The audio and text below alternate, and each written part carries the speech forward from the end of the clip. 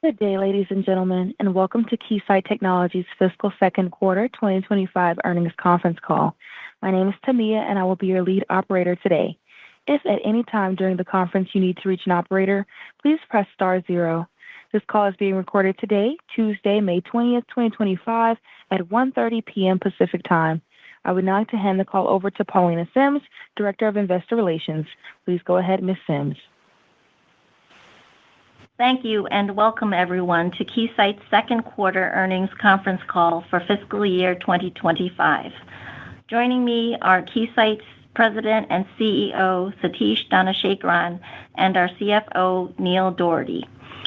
The press release and information to supplement today's discussion are on our website at investor.keysight.com under Financial Information and Quarterly Reports. Today's comments will refer to non-GAAP financial measures. We will also make reference to core growth, which excludes the impact of currency movements and acquisitions or divestitures completed over the last 12 months. The most directly comparable GAAP financial metrics and reconciliations are on our website, and all comparisons are on a year-over-year basis unless otherwise noted. We will make forward-looking statements about the financial performance of the company on today's call. These statements are subject to risks and uncertainties and are only valid as of today. We assume no obligation to update them and encourage you to review our recent SEC filings for a more complete view of these risks and other factors. Lastly, management is scheduled to participate in an upcoming investor conference hosted by Baird. And now I will turn the call over to Satish. Good afternoon, everyone, and thank you for joining us today. During the second quarter, Keysight delivered revenue of $1.3 billion and earnings per share of $1.70, both of which exceeded the high end of our guidance. This marks the second consecutive quarter of revenue growth driven by continued momentum in CSG and return to growth in EISG. The demand environment was solid in the quarter, with orders growing 8% year-over-year and 4% sequentially to $1.3 billion. Even as we are monitoring the overall macro environment, we enter the second half with a healthy pipeline of opportunity and strong customer engagements. Neil will have more details on the tariff impact in his remarks. Overall, our business results demonstrate the resilience of our business and the durability of our financial operating model, which is underpinned by a flexible cost structure, supply chain, and operating capabilities that allow us to quickly adapt to external dynamics. As a result of our multi-year investments, we have a diversified global supply chain, which is largely based in Southeast Asia with minimal exposure in China. Despite the near-term uncertainty, we're confident in our market leadership, the strength of our operating model, and our ability to generate value for our stakeholders. Our capital allocation priorities have not changed. We are investing for the long term while also pursuing a balanced return of capital enabled by our strong free cash flow conversion. Over the past 12 quarters, we have returned over $1.7 billion, or roughly 50% of free cash flow, to investors via repurchases. Turning to business segments, in CSG, commercial communications orders grew double digits. Demand remains robust in wireline, where the ongoing data center infrastructure expansion is driving order strength. We saw continued deployment of 400 and 800 gig Ethernet technologies in AI data center applications. R&D investments in 1.6 terabit electrical and optical technologies, as well as expansion of new protocols in AI data center networks, are fueling demand as the entire industry is innovating and developing new applications and services. This quarter at OFC, we demonstrated the industry's first solution for 448 gig per lane optical transmission, a key building block in the deployment of 1.6 and 3.2 terabit networks. The depth and breadth of Keysight's capabilities in the electrical and optical and wireline protocol stacks positions us well to enable ongoing innovation in high-performance computing, memory, and networking. wireless orders grew in Q2. We saw a steady pace of R&D activity related to 5G advanced and early 6G research, as well as investments in non-terrestrial networks. While smartphone supply chain activity remains stable, innovation and investment in R&D in radio access networks continued to grow. Keysight's new digital twin and system emulation capabilities are enabling non-terrestrial applications and expanding our customer engagements. In aerospace, defense, and government, orders grew this quarter, driven by strength in the U.S. and Europe. Ongoing investment in spectrum operations and space applications drove growth. Although the U.S. will be operating under a continuing resolution for most of the year, overall demand and pipeline of opportunities remains robust, with prime contractor backlogs at record levels. Investments in defense modernization remains a top priority for many countries, as reflected in the increased budget proposals in U.S., Europe, and Asia. Keysight is a trusted partner in this ecosystem, delivering advanced high-fidelity test capabilities that simulate real-world electronic threats in lab environments. This quarter, Keysight won a notable deal with a major defense agency in Europe to modernize its testing capabilities for antenna radar applications, which are key to mission-critical applications. Our innovation pipeline is driving a steady cadence of new products and solutions, which this quarter included a higher frequency extensions to our phase noise analyzer for defense applications and a new digital communications analyzer for 224 gig transceiver test, enabling wireline and general purpose use cases. Turning to Electronics Industrial Solutions Group, the demand environment remains mixed, while the revenue returned to growth after 6 quarters of decline. In semi, the demand for our wafer test solutions from large foundry and IDM customers remained strong. Leading-edge process node investment was augmented by rapid growth in high-bandwidth applications.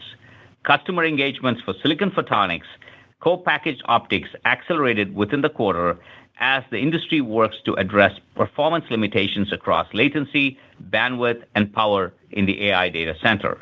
In automotive, while orders and revenues were down, the business has largely stabilized.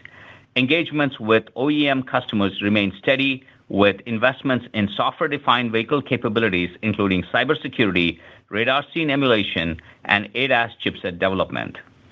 This quarter, we secured a key win with a major automotive OEM for design and test of their home energy management systems.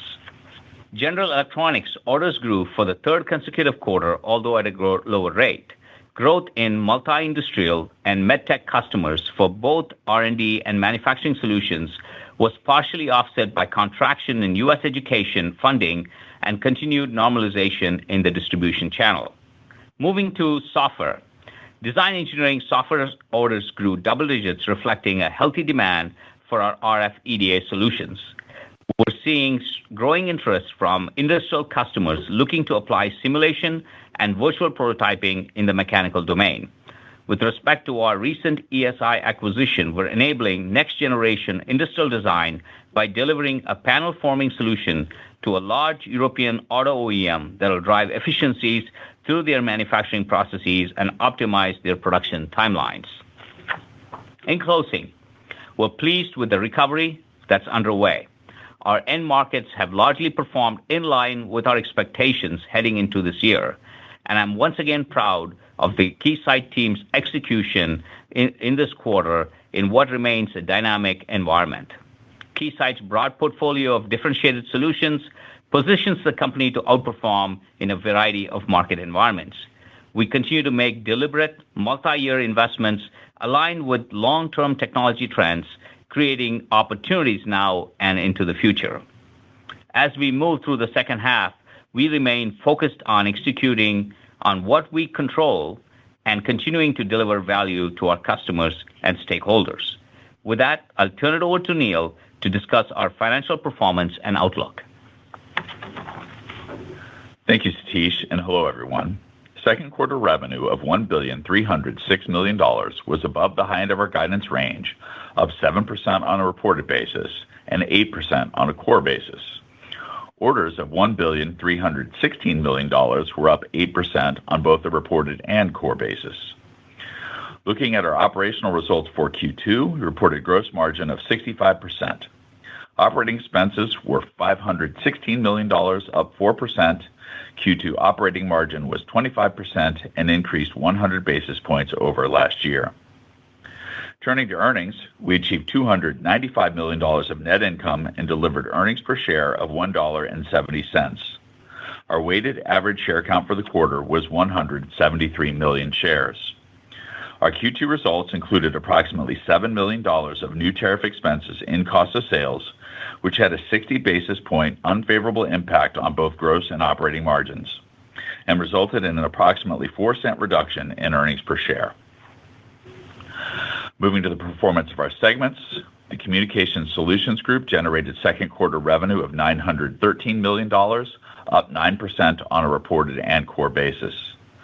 Commercial communications revenue of $612 million was up 9%, reflecting sustained strength in wireline and growth in wireless. Aerospace, defense, and government achieved revenue of $301 million, an increase of 9%. Altogether, CSG delivered 67% gross margin and 26% operating margin. The Electronic Industrial Solutions Group generated $393 million in revenue, an increase of 5%, with growth in semiconductor and general electronics more than offsetting a decline in automotive and energy. EISG delivered 59% gross margin and 23% operating margin. Software and services accounted for approximately 36% of Keysight revenue, while annual recurring revenue was 28% of total mix.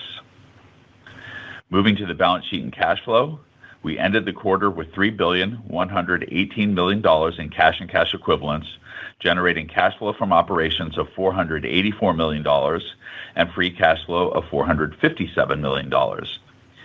In April, we issued senior notes for an aggregate principal amount of $750 million. We intend to use the net proceeds for general corporate purposes, which may include partially funding the previously announced acquisition of Spirent. With regard to pending acquisitions, the UK Competition and Markets Authority cleared the Spirent transaction in March. We are progressing through the review process with other regulatory agencies and expect the transaction to close in Keysight's third fiscal quarter. In addition, the acquisition of Optical Solutions Group and PowerArtist is anticipated to close shortly after the Synopsys-Ansys transaction is completed. Lastly, we repurchased 1,042,000 shares this quarter at an average price of approximately $144 for a total consideration of $150 million. Now turning to the current environment, tariffs, and our outlook. We have a diversified global supply chain with minimal exposure to China and have already taken action across multiple vectors to reduce the incremental impact of tariffs. Our multi-pronged mitigation approach spans our global manufacturing footprint and sourcing strategies, as well as pricing and cost actions.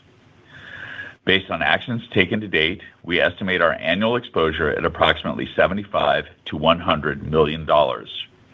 We are working to further reduce this exposure and offset any remaining impact. Given the high priority that we place on maintaining our long-term customer relationships, our pricing actions were not applied to pre-tariff backlog. As a result, and assuming tariff rates remain at the current levels, the most significant tariff impact is expected in Q3 with full mitigation by the end of the fiscal year. Keysight currently has $2.4 billion in backlog and enters Q3 with a solid scheduled shipment position, despite the dynamics and uncertainty of the current macroeconomic environment. As Satish mentioned earlier, at this point, we have not seen any material adverse effects on demand from tariffs and are therefore raising our full-year growth expectations.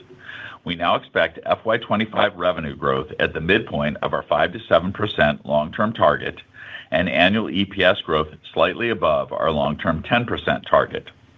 For the third quarter, we expect revenue in the range of $1,305 million to $1,325 million, and Q3 earnings per share in the range of $1.63 to $1.69, based on a weighted diluted share count of approximately 173 million shares.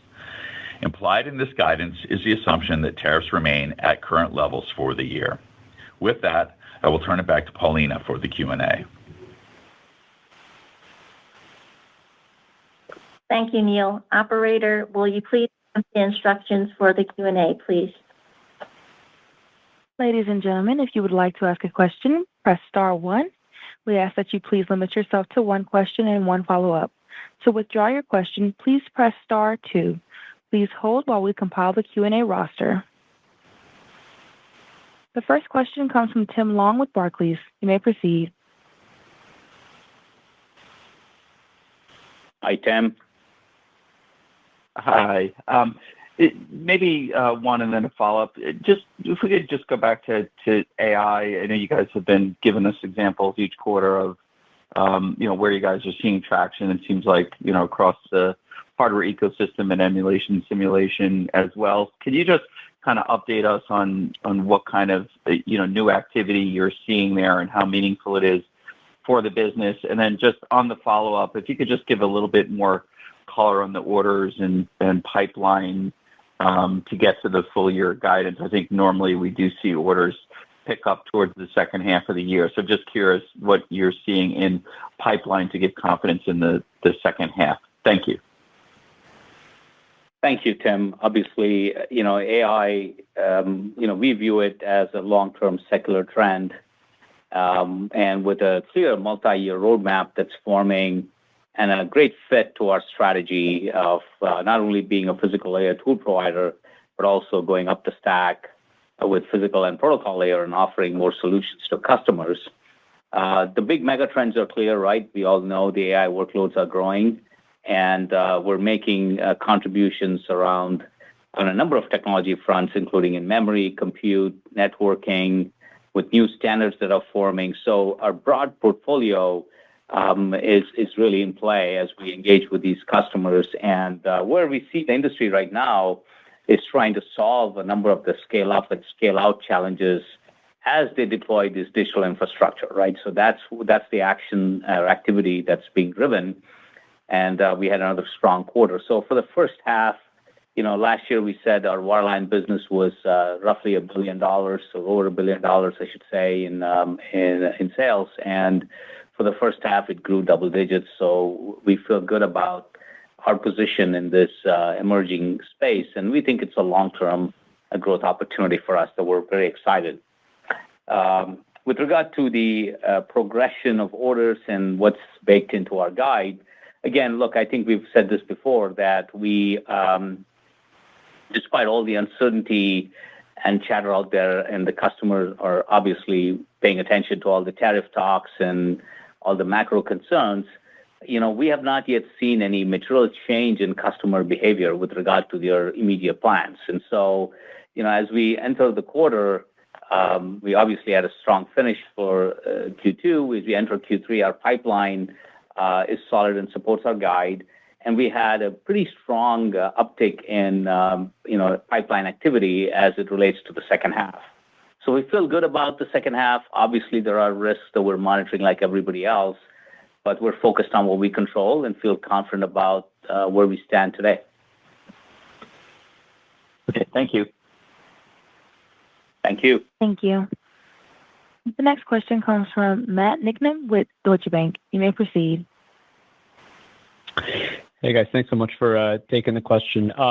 One question and then one follow-up. I guess first on my main question, you obviously raised the top line outlook, I guess on average by about 100 bits relative to the prior 5%. So I'm curious maybe where you're seeing a little bit of an incrementally improved view relative to 3 months ago. That's the first question. Second, just to follow up on cash flow from ops, so it was meaningfully stronger. I'm just wondering maybe for Neil, anything unique on the working cap side, and then maybe how to think about cash flow from ops and working cap over the duration of the fiscal year. Thanks. Thank you. I think, again, as I mentioned before, we looked at the overperformance we've had in the first half.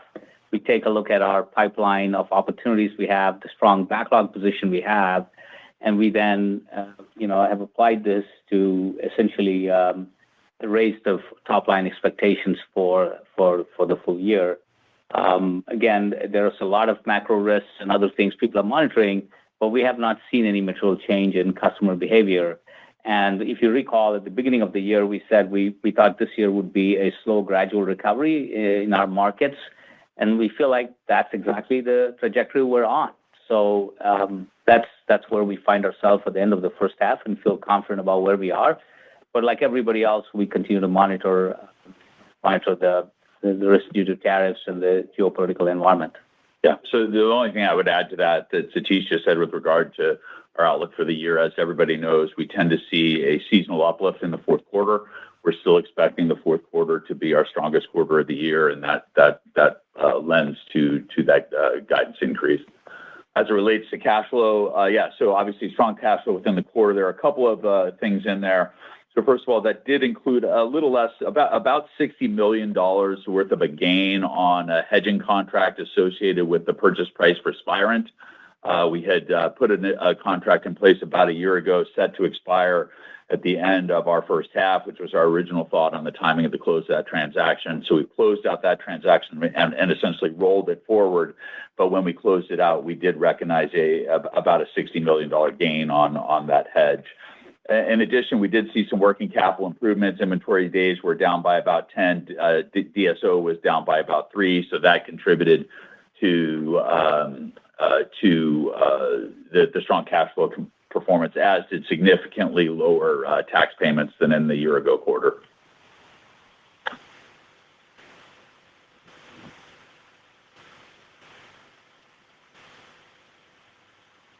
Thank you. The next question comes from Mark Delaney with Goldman Sachs. You may proceed. Yes, good afternoon. Thank you very much for taking my question. I was hoping to better understand the tariff topic. Maybe first one, just to level set everyone, and including myself, the $75 to $100 million, is that the gross amount of exposure that you have, and the net effect this year is maybe something less than that, or is the $75 to $100 million what you expect the drag on profits to be for this year? Yeah. So 75, 100 to 100 million is a gross annualized number. Obviously, this thing went into effect in April, so we only have, a little less than 7 months of total impact. So 75 to 100 million is the gross number.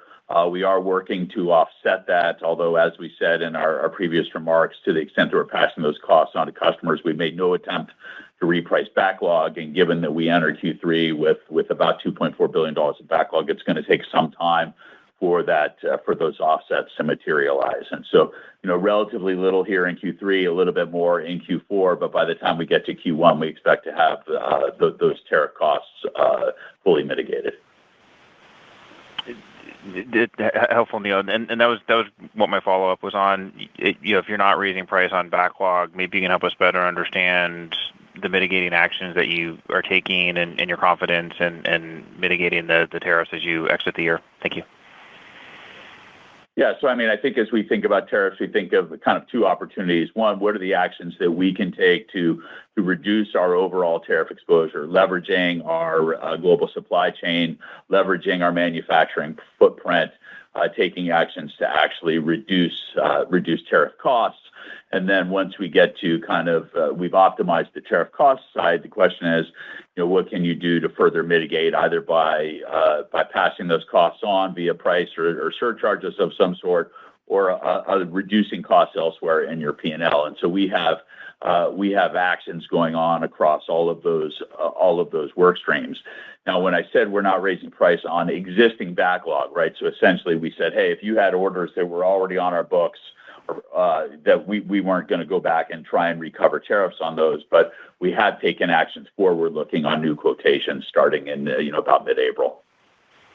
Yeah, Mark, just Satish, just to chime in, we have a pretty resilient supply chain operations that is agile, and we have a considerable amount of operational realignments that we can still work on, because at this point we're assuming 10% tariff sort of is the base case for us. And should that materially change, we would be prepared to respond to those scenarios as well. Customer pricing and strategies, it's definitely a part of it, but it's also all the other operational alignments that we can make with our partners who we have a multi-year relationship with that can help us scale across geographies if needed. Thank you very much. I'll pass it on. Thank you. Thank you. As a quick reminder, if you'd like to ask a question, please press star one.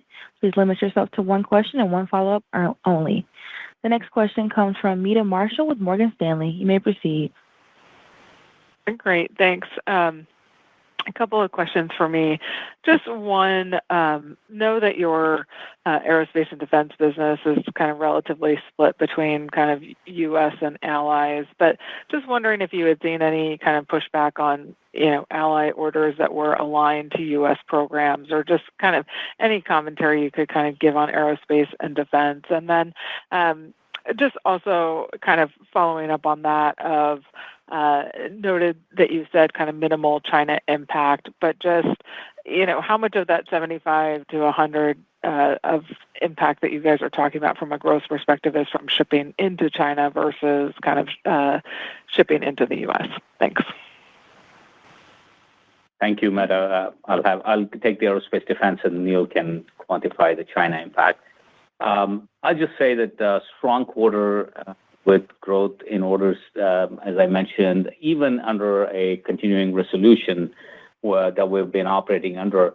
And this is unprecedented that we're still under continuing resolution, maybe for the full year. And so that does limit growth in new programs and such. But we saw some good orders bookings, again, with our prime contractors in the U.S., and actually had a double-digit order growth in our European business.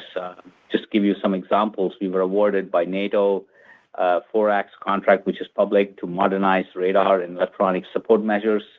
We also were selected by the U.S. Army for validating zero trust security on the unified network. So the spend environment remains strong, especially with the prime contractor backlog. Again, this is a business I want to remind you is always difficult to call on a quarterly basis, but easier to call on a longer term because the trends are clear. And we look at it longer term and say, the U.S. budget next year is likely to go up. European budgets for defense are likely to go up with the programs being put in place. And we feel good about our portfolio position in aerospace defense. Yeah, Mita, and just to get to the question about China, so U.S., China, China, U.S., both directions is less than 10% of total tariff exposure. Okay, great. Thank you. Thank you. The following comes from Aaron Rakers with Wells Fargo. You may proceed. Yeah, thanks for taking the question. Two, if I can, I'll just ask them right away as well. So first, I think, Neil, as we talk about, the guidance and getting up north of that 5% growth or, in that 5 to 7% range that you alluded to, can you just remind us again of how we think about the incremental margin for the company? I think all the way back at the Analyst Day, you talked about anything north of 5% dropping through like a 40% incremental margin. And what I'm trying to get to is just the pace of how we could think back to, getting op margin, back above 30%. And then as a follow-up, or as the second question, I should say, is that, can you talk a little bit about the wireless business? That I think previously you've talked about is kind of think of that as being stable, but it sounds like that's actually performing a little bit better. How do you think about the durability of that wireless business? Thank you. Yeah, so why don't I'll start with the first one here on the incremental. You're absolutely correct. What we've basically said is, anytime our business is growing 5% or better, that we would expect to drop through that growth at an operating incremental of about 40%. Now, I would point out that the tariffs are new and substantial incremental costs that are in the short run going to impact our ability to deliver on that incremental. Yep. And on the wireless business? Yeah, on the wireless business, again, we're continuing. I would say the headline is we're continuing to see stability, strength in the infrastructure side. Still, the smartphone-related businesses, some segments are still soft, especially in China. So still monitoring, but stable, but soft. I would say the real strength is in the network infrastructure side with Open RAN, some of the latest standards releases with AI, and some early 6G research really driving some of the spend and customer engagements But we have a strong position in this space, and we continue to invest for the longer term here to maintain our leadership and in the space. Thank you. The following comes from Robert Jameson with Vertical Research. You may proceed. Hey, good afternoon. Thanks for taking my questions. A nice quarter. Just quickly on software and services, it's a growing part of the business, up to 36% of revenue, and recurring is almost 30% now. Are there any investments that you're making to further accelerate growth here, just given the margin profile of those businesses? No, thank you. Again, a big part of our strategy, and if you look at the business and how it performed in a downturn, as you rightfully point out, is a function of software and services because it's been such a big part of the company's resilience, especially even as top line comes under some pressure. So this is clearly the area of focus across all our businesses. We have a strategy to grow the software and services, but one particular area we're really excited. We saw double-digit growth in our simulation business as an example. It's an area where we have placed a lot of M&A dollars and focus. If you remember, we acquired ESI, and now we're also potentially beneficiaries of the Synopsys Ansys transaction, where we might get a couple more acquisitions to bolster our presence in the simulation space. And it does two things, right? It increases our software and recurring revenue, but equally it allows us to engage with our customers earlier in the design cycle, which again fits our strategy of being a bigger player in the R&D parts of our market. And now, as recovery does happen in our end markets, you will see that number maybe take back as a percentage of the total mix just a little because we're starting to see some of our core business recover. But I think the long term, we still feel like there's more upside to driving the software as a percentage of revenue. Sure, thank you. And then just on AI, I mean, it's been consistent theme and growing nicely, but and maybe you addressed this earlier, but beyond testing of the high-speed interconnects and network infrastructure, are there any other kind of test applications or demand that you're seeing from customers within that realm, or is that kind of coming from some of the emulation software they mentioned on the testing of how compute and latency, et cetera, is working its way through the data centers as they are reconfiguring things for higher network speeds and things like that? Yeah, I think it's important to characterize this not just as cable test, but it's important to characterize it as the challenges in the digital infrastructure that's being put in place for AI are very different, right? When customers are trying to look at the scale up and scale out challenges they face, what might be an interconnect, it really turns into a mission critical fail point if it's not performing right, and the cost of failure gets up pretty substantially. So we're engaging with our customers on those mission critical needs that they have today.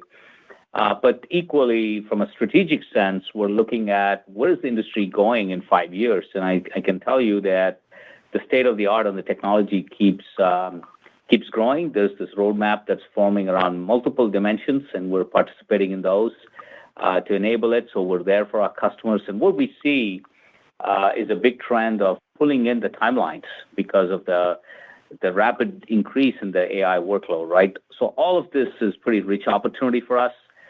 We've also, along the way, have design wins in the software emulation space, which allows customers to isolate their performance in the AI data center and say, where is the bottleneck to get the true performance? So we're working with them on those as well. So across the board, across physical and protocol layer, we're continuing to grow our contributions to this marketplace. Great. Thank you very much. Thank you. Thank you. The next comes from Rob Mason with Baird. You may proceed. Oh, yes, good afternoon. Just a couple of questions. On the general electronics business, I'm curious, just given all the realignment of supply chain activity, maybe it's round 2 versus tariffs the last time, as companies look at where their manufacturing footprints, need to reside, Can you just speak to maybe the impact on that business from a demand side? And again, I may be thinking more on the production test side if that's an influence. And then I'll just go ahead and ask my follow-up. Neil, could just to think about the tariff impact in the third quarter, is it kind of roughly a doubling of what you experienced in the second? Yeah, I'll take the second one first here. I think it's likely a little bit more than that. We had about 3 weeks of tariff impact in April versus obviously a full quarter. Now we have already taken some mitigating actions that are having a positive impact. So I don't think you can extrapolate totally forward from 8 million just based on the number of weeks. 7 million. But it is a little bit more than a doubling. It is more than a doubling of what we saw in Q2, just given the time involved. Yeah, I think when you look at the general electronics business, given it's a broad marketplace for us in terms of the number of different types of applications that end market represents. We see no change in sort of the areas such as digital health and research, because those tend to be durable in nature, and the manufacturing parts of it do move around. So on one hand, China still remains weak in that area, but I would say that there's a lot of recent conversations we're having with customers because they're trying to diversify their manufacturing footprint. Now, it's not materially yet reflected in our results, but could be an opportunity for us to engage in that we're working with our customers on. So it's still early days, but it's driven by the tariffs and what might happen. So there's a lot of scenario planning that's occurring, and it'll probably be playing out over the next 90 to 180 days. I see. Thank you. Thank you. Yeah. The following comes from Adam Thalhimer with Thomas Davis. You may proceed. Hey, good afternoon, guys. Great quarter. Thank you, Adam. Can you parse through orders a little bit? I'm curious if there was any, to what extent you saw pre-buy activity ahead of any surcharges, and what our expectation should be for order trends after the surcharges went into effect. Yeah, so I'd say just taking a look at the orders in Q2, orders progressed fairly linearly in the quarter. The funnel conversion was what we expected. We had a strong intake in the funnel as well, which is what we reflected into Q3. And then I would say our April was strong, and in part because it's the end of our first half for our compensation for our sales force. So it does tend to have a strong April. So no real change. We didn't see any difference in pull-in, pull-outs, or cancellations or anything of that kind. And that's why our position is, while customers are watching the macro and evaluating the risk associated with it, we haven't seen any material change in customer behavior. Good to hear. And then secondly, I wanted to ask about Asia. The revenue there was really strong in the quarter, and maybe you can just give some high-level thoughts on China demand. Yeah, I would say, Asia was strong. And again, it's across all of our segments, really. Commercial communications being the leader. Semiconductors saw strong demand as new nodes and new technologies such as silicon photonics are being deployed. And general electronics also had some growth in Asia. I would just maybe make a comment about China. Orders were flattish for the quarter in China, with strengths in a few sectors, but clearly as I mentioned before, the general electronics with the manufacturing exposure was weak, and automotive in China was also weak. We continue to monitor the POS demand, although we have a very small indirect business. We continue to monitor that. It seems largely in line. So, China, I would say, continues to hold up well in this environment. Thanks, Satish. Thank you. Thank you.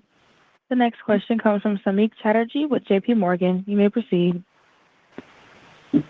Hi, thanks for taking my question. Satish, maybe if I can sort of try to...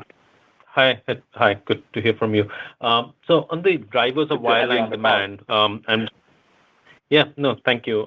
Drivers of wireline demand, I'm trying to sort of address it maybe in terms of how to think about sustainability, and your customers clearly are doing well on volume, but how should we think about the strength you're seeing driven by progress on R&D from your customers relative to maybe sort of what they're seeing on their volume outlook and driven by production? So maybe if you can share any color about, I know communications is very R&D aligned for you, but what does it look like for wireline? And is the demand you're seeing there, are you selling new testers when it comes to like either silicon photonics or CPO support, or are you just seeing more sort of customers buying just because their volume outlooks are stronger? Anything you can share on that front? And I have a follow-up. Thank you. No, good. That's a great question, Samik. I think, I would just say, when we looked at our wireline business, say a year or two ago, we have said the majority of the business R&D, and I would probably put it as 80-20-ish, roughly, as the ratio of R&D to manufacturing. Now, we've probably seen a 10-point swing in the manufacturing in that area, but that's sort of where we are, still heavily R&D oriented. But we're clearly also benefiting from all of the manufacturing activity that's happening as the industry is trying to ramp for digital infrastructure. But when I look at the portfolio of products that we service, all the way from early R&D to call it mainstream or R&D or validation through deployment, whether it is with our AWGs, BERTs, scopes, our silicon photonics, wafer test systems, network analyzers, software with our AI benchmarking and network speed emulators. So a pretty broad category of products that we're selling to. And actually, as I think about the whole first half, I would say the number of customers that participate in that has also grown for us, which is a good sign that the ecosystem is expanding as more companies are coming in, given that this is going to eventually be a longer term opportunity. And when I look at some of the data trends that are going on and the standards progressions, really bodes well for R&D business. We'll have some times when we'll pick up manufacturing demand as well because we have a portfolio, but strategically the R&D business is more valuable to us. Okay, got it. And for my follow-up, if I can sort of stay with the wireline demand, but more sort of when we think about adoption of technologies like CPO and silicon photonics, I'm imagining sort of visualizing it as more of the test demand moves towards a bit more sort of semiconductor level testing. So anything you can share there in terms of how you see the competitive landscape? Does it change from what you've had in sort of 400 gig, 800 gig? And do you think you have the sort of entire stack to address some of those complexities, or is there something that you need to add to the portfolio to address sort of when the overall sort of technology moves more closer to semiconductor testing? No, you're very astute to pick up the change, right, between electrical to optical or that conversion. It's been an area of emphasis and investment for us, especially as things go into silicon. This is why we invested about 18 months ago to intercept the demand from silicon photonics. We talked about this on a call as well, and we're now benefiting from that. That requires bringing together optical capabilities with our electrical capabilities and probing and complex metrology. So really in our wheelhouse as a company to go after this opportunity. Co-packaged optics is another great example of what I saw from customers. I think that's accelerating as well. And if we need more capabilities, we can acquire talent. But I think we have a strong foundation to start with today that we actually at OFC, we showcased multiple first in this area, 448 gig transmission, key enabler of 3.2 terabits, and so on and so forth. So we had about 50 demonstrations. So, it will continue to grow. But you're right, this is where the puck is moving to, and we find ourselves having a strong foundation to intercept this. Okay, great. Thank you. Thanks for taking my questions. Thank you. Thank you. We have a question from Mehdi Hosseini with SIG. You may proceed. Yes. Thanks for letting me ask a question. Want to follow up on the wireline. And Satish, I just want to look at the big picture. You talked about the connection is moving from copper to actually moving towards optical. And when you look at the entire market for both networking tests as well as the testing that happens with the component and component migrating to optical, would it be fair to say that your content would increase as we migrate from 800 gig to 1.2 terabyte? And if content increases, including both system level tests and semiconductor, what is the magnitude of the increase? Or help us qualitatively or quantitatively? And I have a follow-up.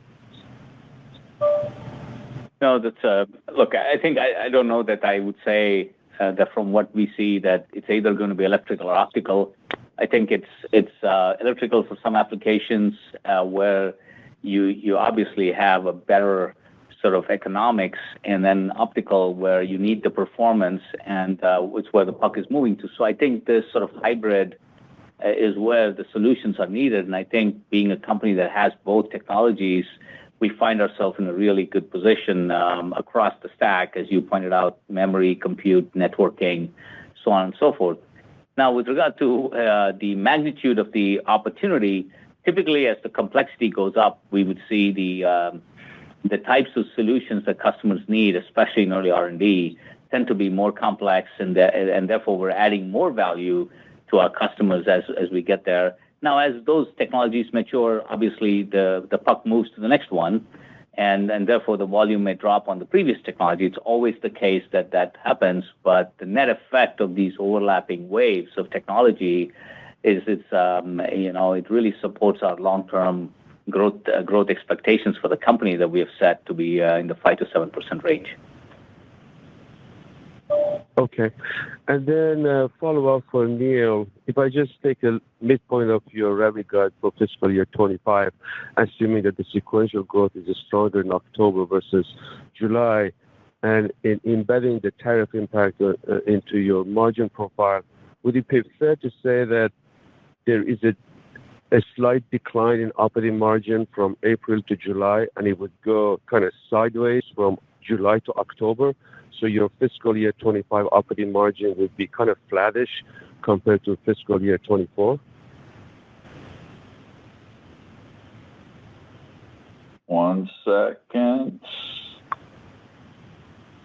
Yeah, I mean, I think as we look forward here, I think we're kind of range bound, I would say, in a pretty tight range. Obviously, we're going to see, we would expect to see a seasonal uplift here as we move from Q3 to Q4.